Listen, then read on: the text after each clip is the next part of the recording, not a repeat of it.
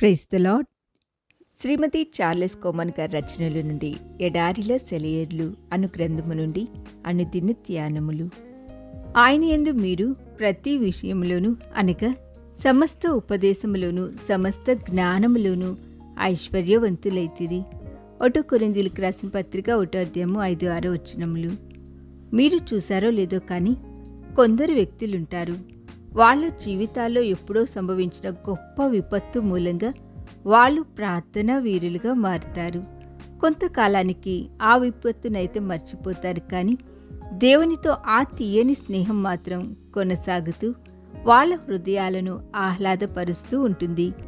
చెట్లు చిగిర్చే కాలం బాగా ముందుకు వెళ్ళిపోయిన తర్వాత ఓసారి ఓ గొప్ప తుఫాను వచ్చింది. అంతా చీకటి కమ్మింది. మబ్బుల్ని నిలువునా చీలుస్తూ ఘోషపెట్టే మెరుపులు తప్ప వేరే కాంతి కనిపించడం లేదు.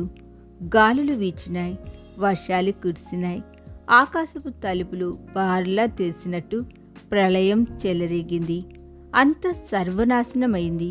ఏదో ఒక ఆశ్రయం లేకుండా ఆరు బయట ఉన్నదేది ఆ తుఫాను దాటికి తట్టుకోలేకపోయింది. మహావృక్షాలే నిలువున చీరుకుపోయాయి. కానీ త్వరలోనే మెరుపులు తగ్గినాయి. ఉరుములు అలసిపోయినట్టు చల్లబడినాయి. వాన వెలిసింది. పడమటి గాలి పరిమళాలను మోసుకొచ్చింది.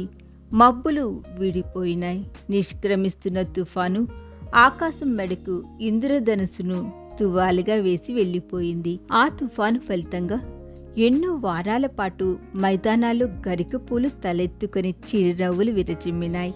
ఆ వసంతమంతా గడ్డి పచ్చగా ఒత్తుగా పెరిగింది. సెలయేళ్లు నిండుగా ప్రవహించినాయి. చెట్ల నీడ నేలకు చల్లని గొడుగు పట్టింది. ఇదంతా తుఫాను వచ్చి వెళ్ళినందువల్లనే. ప్రకృతి అంతా ఆ తుఫానుని, వర్షాన్ని, ఇంద్రధనుసుని ఎప్పుడో మర్చిపోయింది. వాగ్దానం చేసిన దేశానికి వెళ్ళడానికి దేవుడు మనకి సులువైన ప్రయాణాన్ని ఇవ్వకపోవచ్చు, కానీ ఆ ప్రయాణం క్షేమకరంగా మాత్రం ఉంటుంది. ఇండియాలో ఒకసారి ఒక తుఫాను మూలంగానే కొన్ని బంగారు గనులు బయటపడ్డాయి.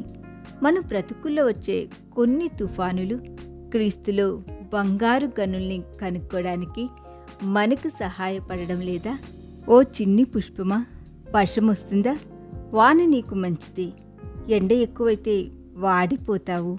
మేఘాలు గర్జించినా వాటి వెనుకే మెరుస్తోన్నది అందాల నీల గగన మండలం. ఓ లేత హృదయమా, అలసిపోయావా? బాధ నీకు క్షేమమే. బాధల్లోనే సుగుణాలు అలవడతాయి. వర్షాలకి పూలు పూసినట్టు దేవుని కాంతి త్వరలో నీపై ఉదయిస్తుంది. మబ్బులు తన పని పూర్తి చేసుకున్నాక. ఈ దిన ధ్యానము మనందరి ఆత్మీయ జీవితమునకు ఆశీర్వాదకరముగా ఉండునుగాక.